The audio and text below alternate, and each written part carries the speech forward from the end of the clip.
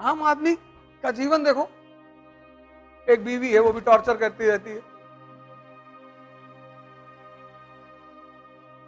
वो भी उसी की वजह से करती है, उसकी गलती की वजह से।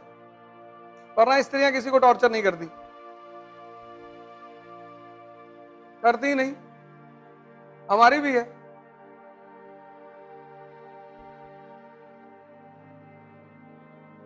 करती नहीं, कहती नहीं कुछ,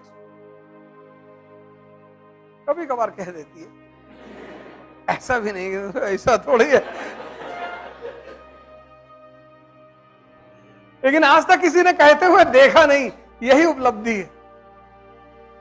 क्योंकि मैंने उससे कहा था कि जब भी तुम गुस्सा हो ना, दरवाजा बंद कर लेना, पब्लिकली कुछ मत कहना। क्योंकि स्त्री के मन में एक बात होती है कि घर को बनाना है।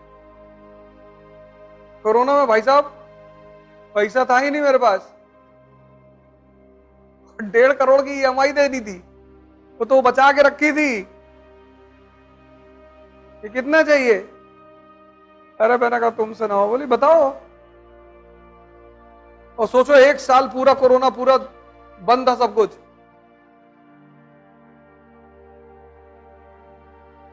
औरतें पैसा मार लेती हैं, ठीक है, तुम्हारी जेब से निकाल लेंगी और ले लेंगी, 700 रुपया कर्जा लेंगी, देंगी, वो 700 साल तक चलता रहेगा। ये सब उनके फीचर हैं। तुम कहोगे वो 2000 रुपया वहां तुम्हारा बच गया था, हाँ तो वो बच गया था ना, उधार थोड़ी वापस किए थे तुम। महाजन के ब्याज से ज्यादा खतरनाक है औरतों का ब्याज, लेकिन वो बचा के रखती है, सेव करती है।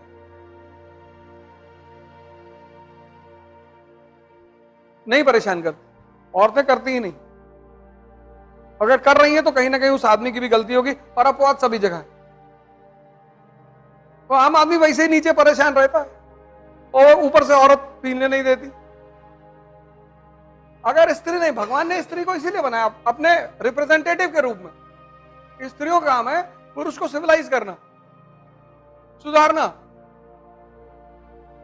अब 25 साल तक मां के हाथ का बना खाना खाया, मां ने खाना दिया, लौकी बना के 3 दिन उठा फेंक दिया थाली, डेली डेली लौकी दे रहे हो, दिमाग खराब है तुम्हारा।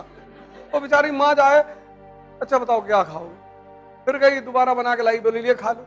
अब 25 साल आदत खराब हो गई, 26 साल में शादी हो गई, पत्नी आई, फिर फेंक दिया थाली, फिर वो कूद के बैठ गई सीने लगी आराम ना, मर मर के खाना बना, बदतमीज खाना फेंक रहा है। एक स्त्री बिगाड़ती है और दूसरी बनाती है। पत्नी का बहुत रोल है। तुम सोचो, इमेजिन करो सिर्फ दुनिया में पुरुष हैं, औरतें नहीं हैं, तो चारों तरफ तुम्हें मर्द भी लगा दहला पकड़ खेलते हुए, कोई घर जाएगा? नहीं, कोई घर जाएगा? लगा के बैठे हुए। वो तो जैसे अंधेरा होता तो पुरुष को याद आने लगता कि शेरनी बैठ गई होगी कुर्सी पे, कि वे इतना देर कहां थे। जरूरी है। होटल रेस्टोरेंट वगैरह में देखो, लड़का का लड़की के साथ बैठ के कुछ खाता है, बड़ा डिसेंसी से खाएगा, एकदम काट वाट के चाकू वाकू, अकेले खा रहा था पूरा हाथ में लपेट के डाल। तुमने इन सब चीजों में, ये सब हुआ तुम्हारे भी सामने, तुमने गौर नहीं किया। मेरी आदत है, मैं देखता रहता हूं, मुझे मजा आता है। जितने भी पब्लिक ट्रांसपोर्ट हैं सब में 2-4 सीट बुक होती है महिलाओं के लिए, उस पर लिखा होता है केवल महिलाओं के लिए। मेट्रो में चलोगे उसमें सीट बुक है महिलाओं के लिए। कई लोग तो दिल्ली में झगड़ा कर लेते हैं, क्यों महिला को क्यों बैठने थे, तो तुम भी जेंडर चेंज करा लो। जापान में महिलाएं किसी भी पब्लिक ट्रांसपोर्ट में आपको खड़ी नहीं मिलेंगी। शिक्षा का कमाल है। शिक्षा समझदारी पैदा करेगी, समझदारी नैतिकता पैदा करेगी। नैतिकता बाहर से थोपी नहीं जा सकती।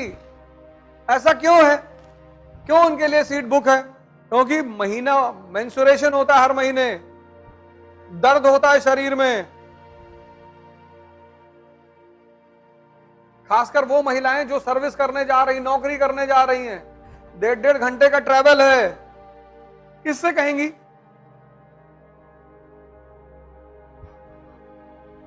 किसी से कह सकती हैं? नहीं। तो आपकी नैतिक जिम्मेदारी है कि कोई महिला आपके बगल खड़ी है तो आप उसको सीट दे बैठने के लिए। ये मॉरल रिस्पॉन्सिबिलिटी है। इसी को कहते हैं रैशनलिज्म। देखो लेडियां वहां, औरतें वहां बुर्के के खिलाफ लड़ाई लड़ रही हैं, हमें बाहर निकालो, आजाद करो।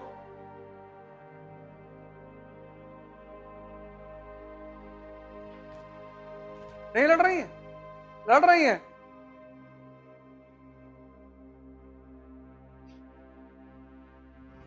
तो वैसी चाचा यहां नहीं जा रहे हैं, नहीं तो यहां की औरतें अगर पढ़ ले मुसलमान बहुत मारे उनको।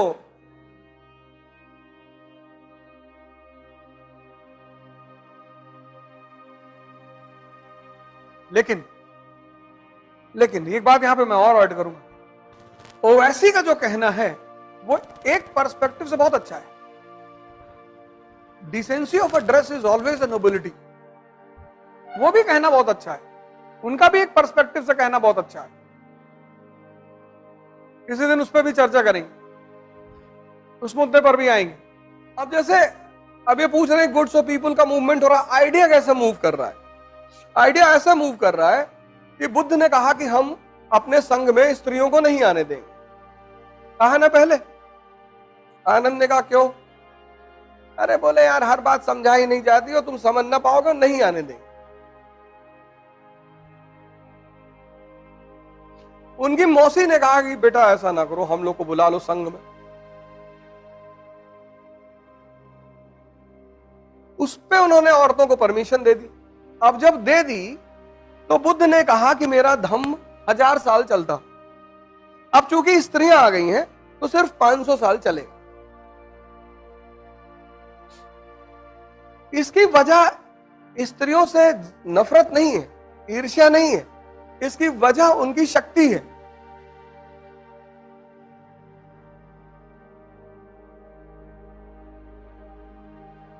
इसीलिए भारत की संस्कृति ने उसको आदि शक्ति कहा। 16 साल 15 साल जब मेंसुरेशन लड़की में शुरू होता है तो उसके अंदर एग जो होते पैदा होते हैं वो जिंदा होते हैं, वो पुरुष को खींचते हैं अपनी तरफ। नाहक में तुम ऐसा पलट के नहीं देखते, धरती तुम्हें अपनी तरफ खींचती है, तुम कहते हो ग्रेविटेशन खींच रहा है, फोर्स को मानते हो ना। तो जब तुम स्त्री को पलट के देख रहे हो तो वहां भी तो कोई ग्रेविटेशन होगा, वो तुमको क्यों नहीं देखती? वो भी तुमको देखे। अगर तुम बुलेट उठा लो सड़क पे,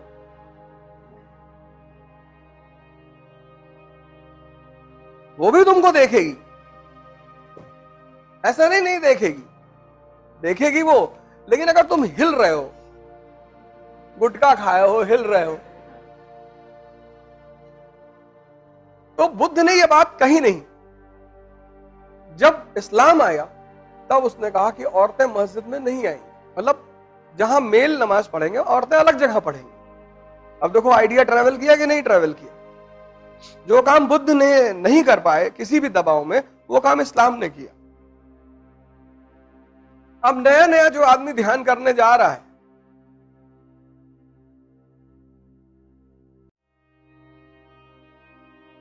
दो दिन हुआ ध्यान करते हुए, अब पायल की आवाज आई, ध्यान कर रहा है, उसने एक आंख खोल के देख लिया, फिर बंद किया, तो ध्यान टूटा कि नहीं टूटा?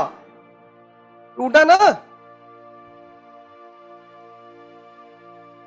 दुनिया में मन जो शांत होता है वो बस दो ही चीजों से शांत होता है तुरंत।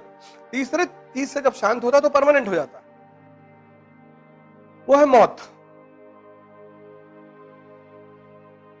आदमी मरा, सांस खत्म, सांस खत्म, मन खत्म। मौत में पूरे शरीर में एक ही चीज गायब होती है, वो है सांस। और सांस का संबंध है मन से। तुम गुस्से में रहोगे, सांस तेज चलेगी। तुम देखो जैसे जैसे तुम्हारा मनोभाव चेंज होते हैं वैसे वैसे तुम्हारी सांस भी चेंज होती है। इसीलिए दुनिया में ज्यादातर ध्यान की जो विधियां हैं वो सांस से शुरू होती है। कहती है अपनी सांसों को देखा करो। इतना आसान नहीं उन्हें देखना, बहुत मुश्किल लगती है उसको देखने में, लेकिन देख लेता है यार।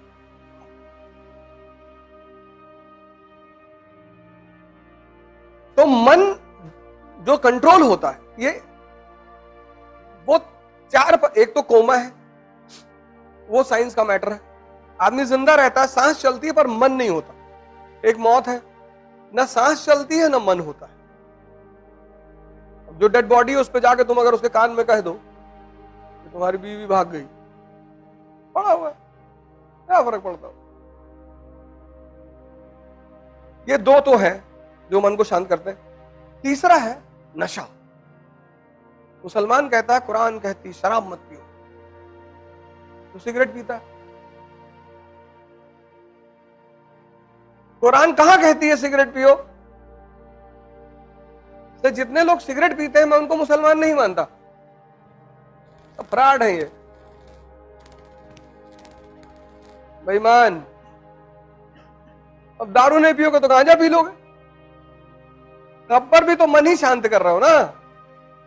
और चौथी चीज जो सबसे ताकतवर चीज है, जो आदमी के मन को रोक देती है एकदम, वह है सेक्स, काम। इसीलिए तो प्रोस्टिट्यूशन इतना बड़ा धंधा है, इसीलिए तो प्रोस्टिट्यूशन इतना बड़ा बिजनेस है। कई सारे देश हैं जिनकी इकोनॉमी चलती है। अरे काहे बता रहे हो? तुमको नहीं पता है? देखो इनको पता है। ये सब चीजें तो पहले पता रहती हैं और जीवन में किया गया। इसलिए बुद्ध ने कहा था कि स्त्रियां नहीं आएंगी, और कोई वजह नहीं थी, बस यही वजह थी। तो अब विचार भारत से है, ट्रैवल किया ना, वहां इंप्लीमेंट हुआ।